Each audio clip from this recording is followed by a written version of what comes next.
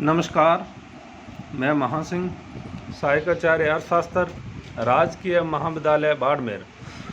तो आज के इस वीडियो में अपने विद्यार्थियों चर्चा करेंगे कलेक्शन ऑफ सेकेंडरी डाटा या द्वितीय सामग्री का संग्रहण।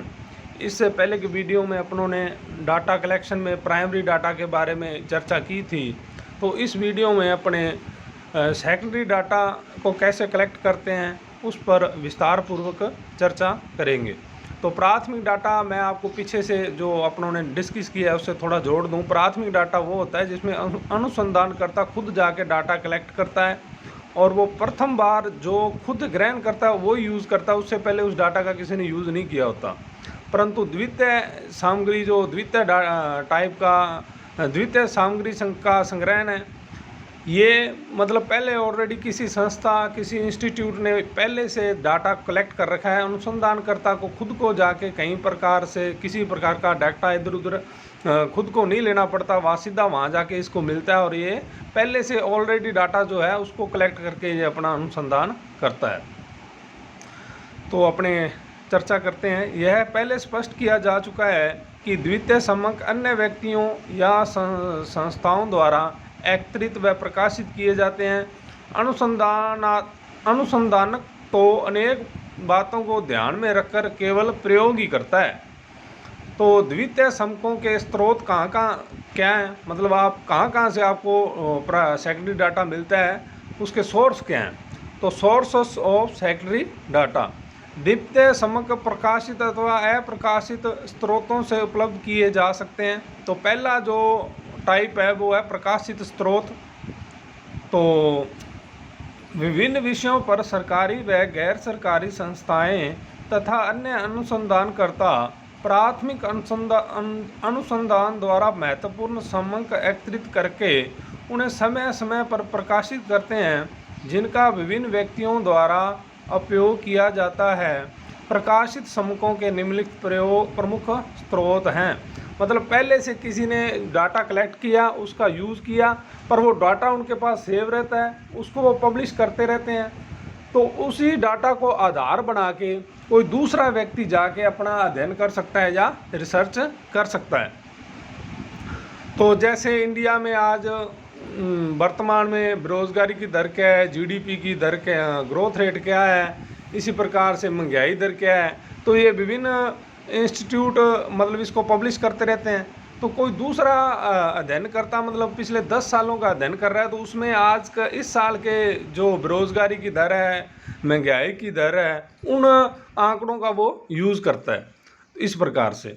तो इसमें पहला है अंतर्राष्ट्रीय प्रकाशन।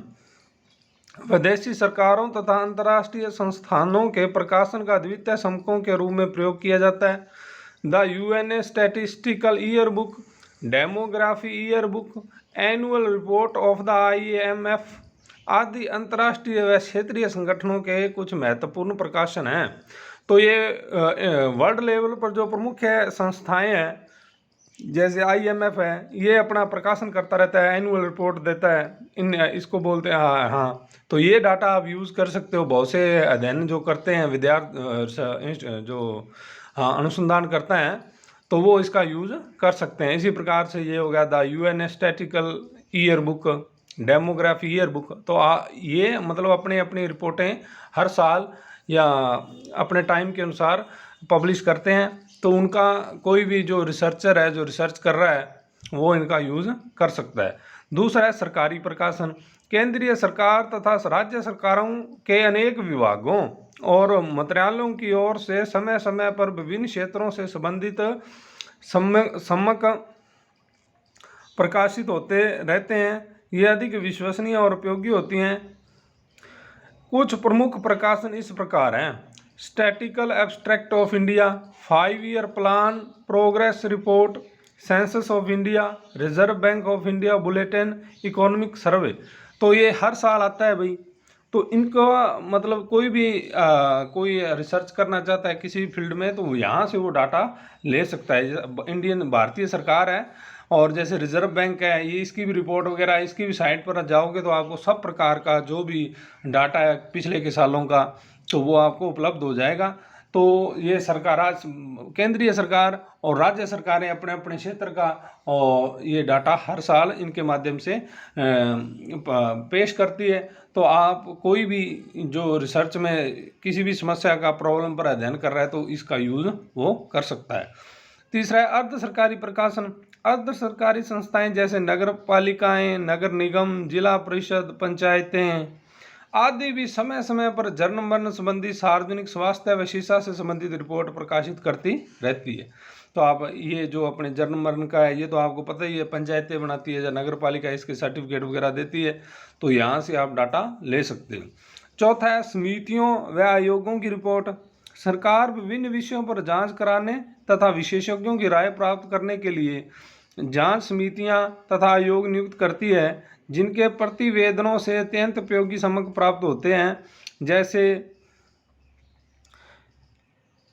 वितरण जांच समिति, वित्त आयोग आदि की रिपोर्ट।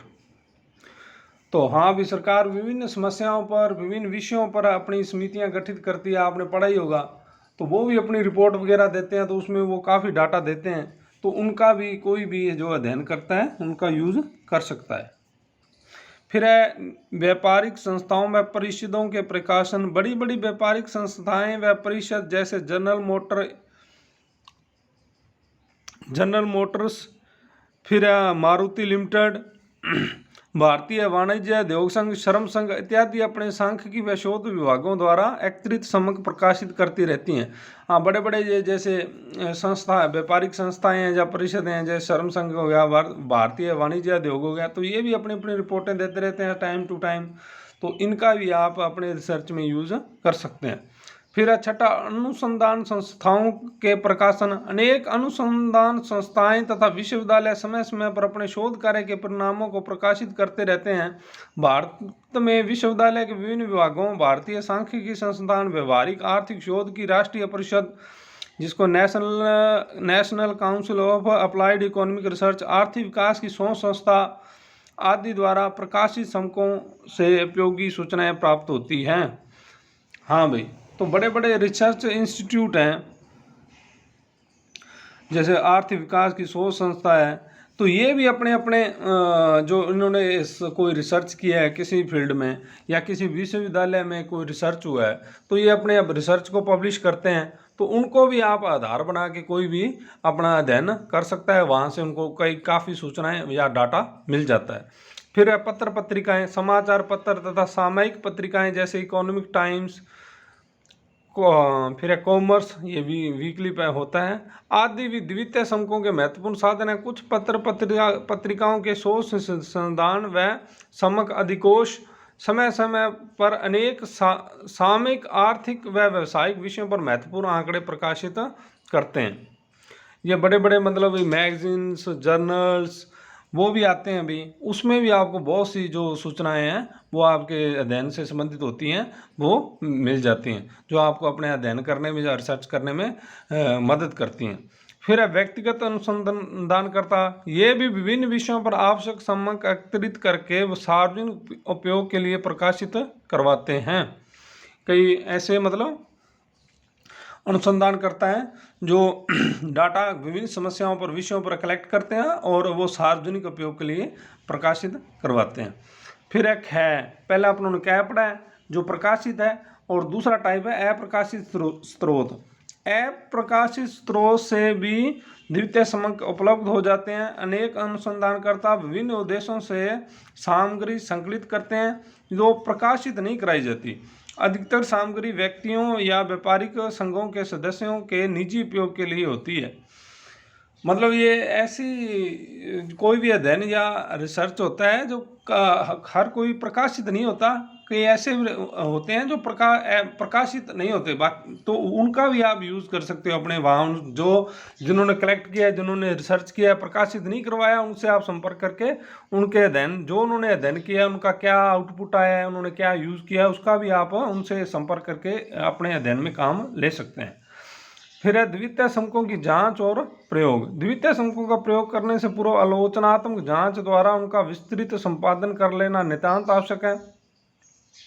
द्वितीय सामग्री में कई त्रुटियां अनेक कारणों से हो सकती हैं, जैसे सांख्यिकी इकाई में परिवर्तन, सूचना की अपर्याप्तता व अपूर्णता, पक्षपात, उद्देश्य व क्षेत्र की विभिन्नता आदि। अतः प्रयोग करने से पूर्व अनुसंधानकर्ता को यह भली भांति देख लेना चाहिए कि द्वितीय सामग्री में विश्वसनीयता, अनुकूलता जैसे आवश्यक गुण पाए जाते हैं या नहीं। हाँ, ये बहुत ही जरूरी है भी, जो भी आप डाटा द्वितीय ले रहे हो, सेकेंडरी डाटा ले रहे हो, उसकी आप ध्यान से पहले उसकी जांच कर लो भी वो सही है, उसमें कोई पक्षपात तो नहीं है, डाटा पूरा है, अपर्याप्त तो नहीं है कोई। तो इन चीज़ों का आप पूरा क्रिटिकल जांच करके ही अपने स्टडी में उसका उपयोग करो। तो आज के लिए इतना ही, धन्यवाद।